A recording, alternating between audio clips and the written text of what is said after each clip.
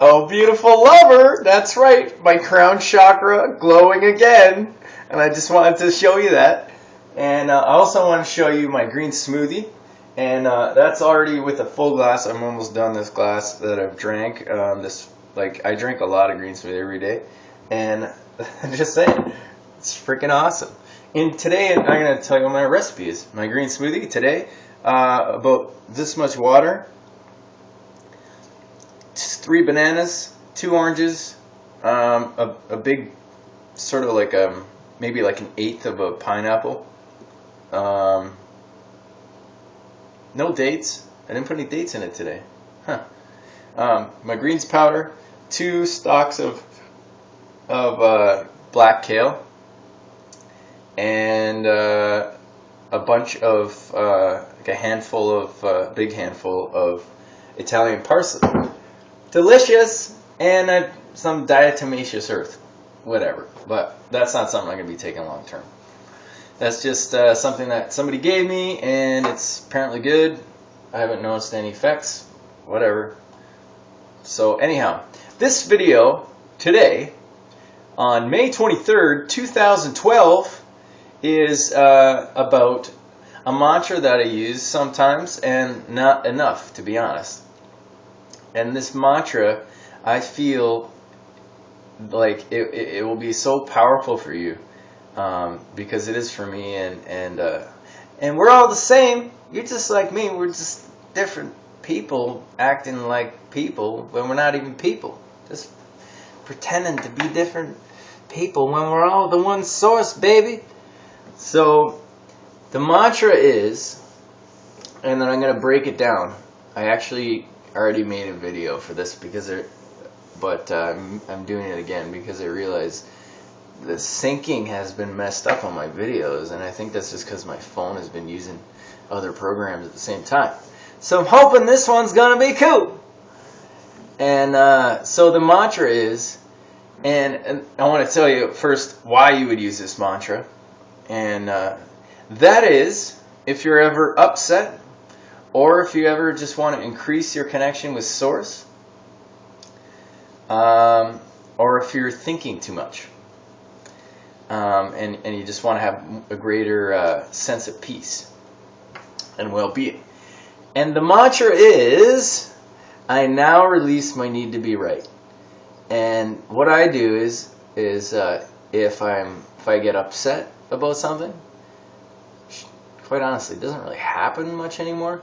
But it does happen, and then I realize I don't want to be upset.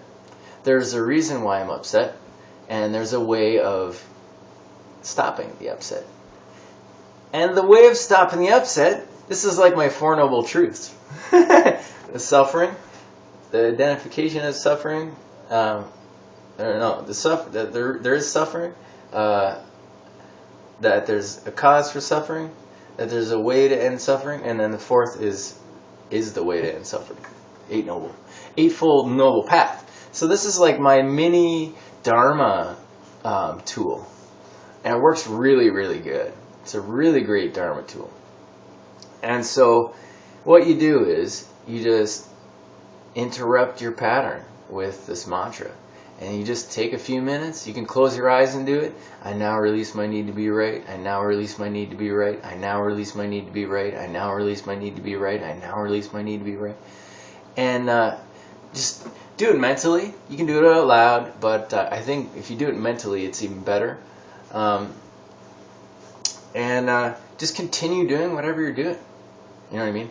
Unless you're like, in the middle of acting out the anger or something like that, then you want to stop and start and do this mantra, and then start fresh and do something else. And so you just repeat it, for a few minutes, and I guarantee you'll notice a massive difference in the way you feel. You'll feel your connection with Source. And if you don't feel energy, if you haven't done a lot of meditation, that's okay. You might not feel the energy connection with Source, but you'll definitely feel more relaxed, more calm, more peaceful. That's good enough. And so now I want to break down, and then I would also recommend using this mantra all day long. Whenever you're not doing anything that requires thought, which is most of the time, really. Say you are, let's just take any occupation. Say you sweep floors or something. While you're sweeping the floors, you don't need to be thinking, man, just sweep the floor, dude. And, or chick, girl, whatever. And while you're doing that, you can be saying, I now release my need to be right. I now release my need to be right. Or if you're a painter, while you're painting, you don't need to be thinking about, I'm painting, oh, this is, all the million problems, that the mind conjures up. You could be thinking about this mantra. And it's not thinking about it, it's just, all it is it's a mental tool to anchor yourself into one thought, which will be closer to the present moment than 70 billion thoughts that we all have all day long. And so, if you give yourself one thought, like I said, it's like I used an analogy in the last video that I'm going to use in this one. It's like tying. It's like if you would say a vicious, yappy, barking dog is the ego, and it just wants to attack, and it wants to and it sits and whines all the time, and it just wants to chew things up and destroy your clothes and your socks and your shoes. That's what the ego does to our lives. It's really not beneficial aside from personal survival, because that's all it really is for personal survival. And so when you have a mantra all day long, it's like taking a stake in the ground and taking your dog, this vicious dog, not your dog, but this vicious dog that is your ego false self, and tying it on a very, very short leash and putting a muzzle on it. And so the dog can't chew up your shoes, can't piss all over your house, can't shit all over your house, and it can't bark anymore, and it might still whine a little bit. It might still be there, but you will know where it is in your house or outside or whatever this metaphorical dog you put it. You know exactly where it is. You know how to reprimand it. You can reprimand it if you need to.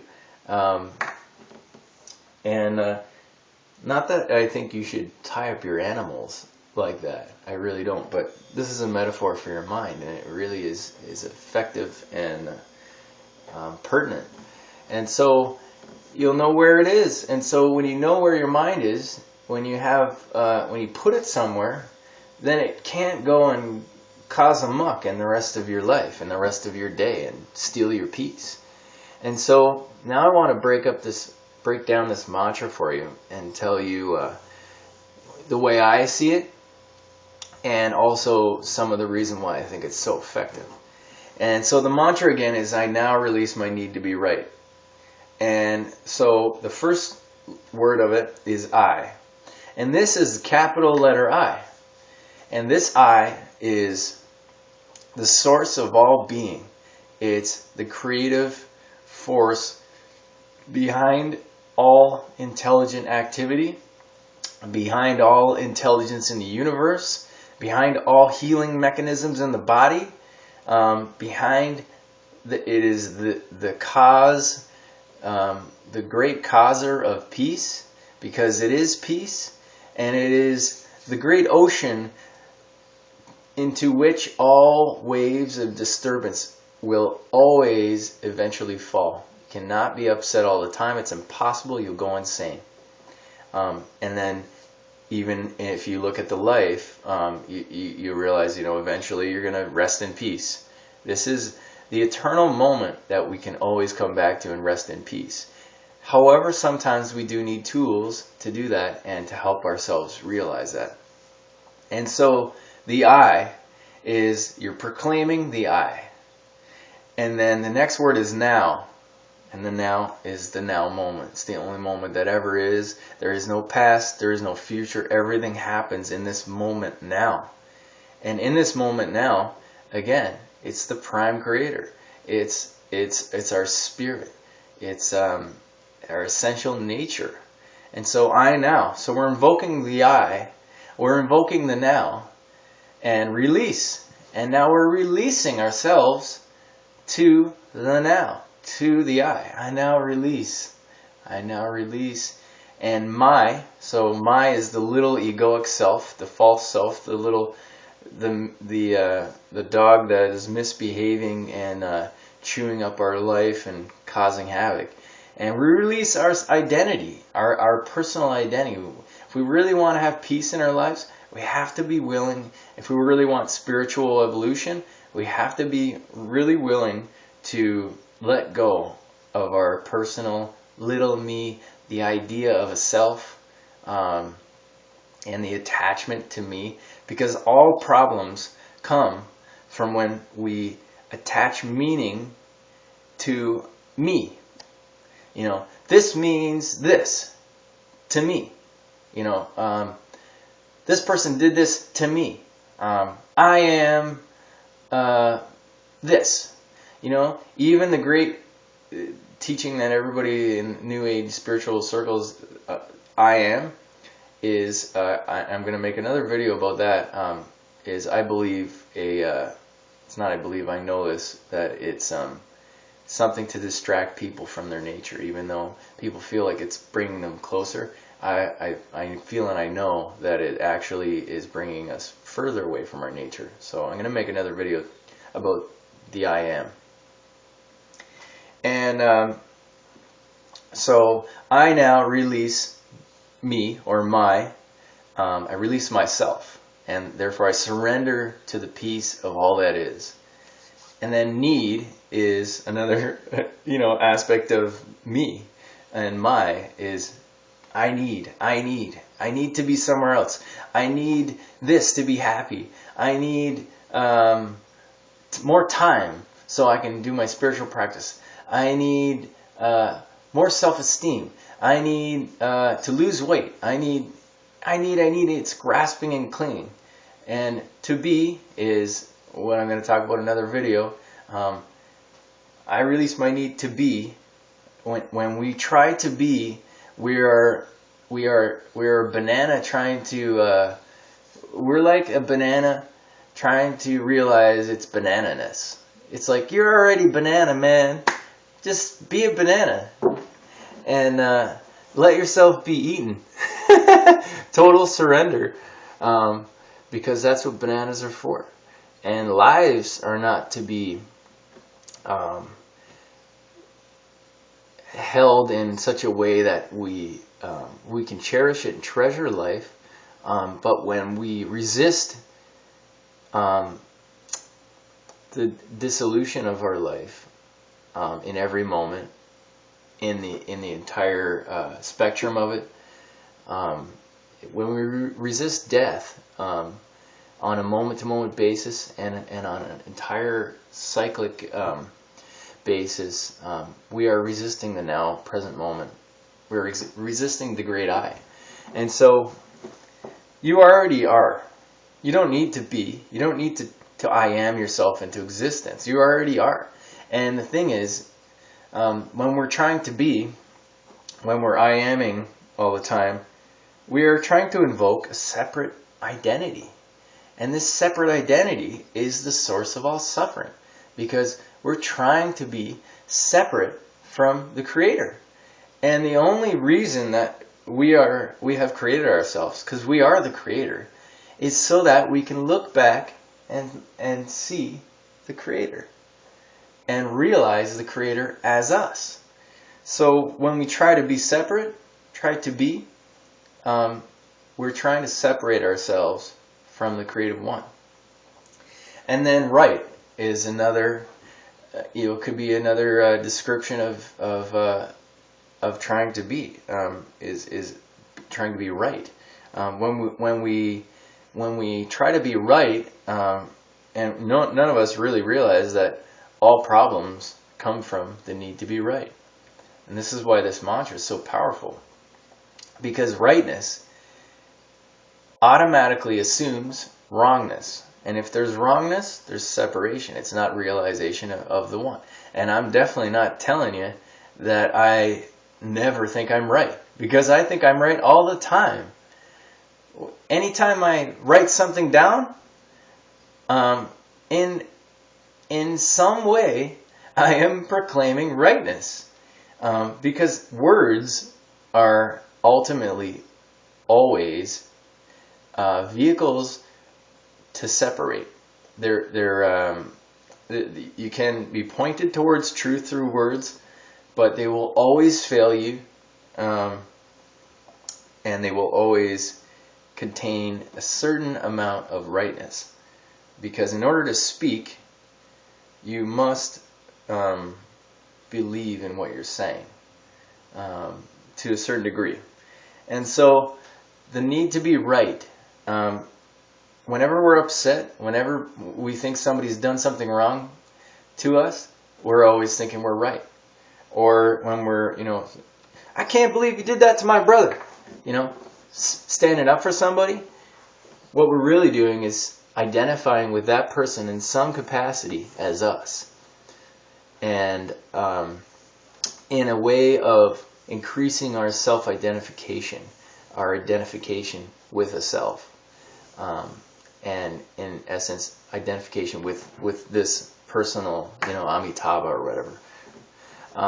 And so being right is automatically separating. So I now release my need to be right. Is I, the great creator, now the great present moment, release, surrender into that present moment.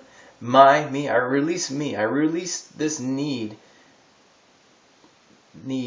is the next one, to be. I release my need to be and right. I release my need to separate myself from the ultimate truth, which contains right and wrong. And so this is something that I continue to try to remember as much as I can. And definitely when I get upset, when it happens occasionally, which is very rare now because I do a lot of meditation. I'm doing more and more, and trying to stick to my twice a day. It makes such a huge difference. And if you just repeat this all day long, anytime you're upset, I guarantee you, you'll fall back in love. You'll fall into the ocean of love that you are. And you'll remember your peace, you'll remember who you are, and you'll just feel better. So I hope this has helped in some way. And I honor you, and I am so happy to deliver this message at this time for you. I'm grateful to know you. Thank you so much for watching, and I now release my need to be right, and I hope you will too. Thank you.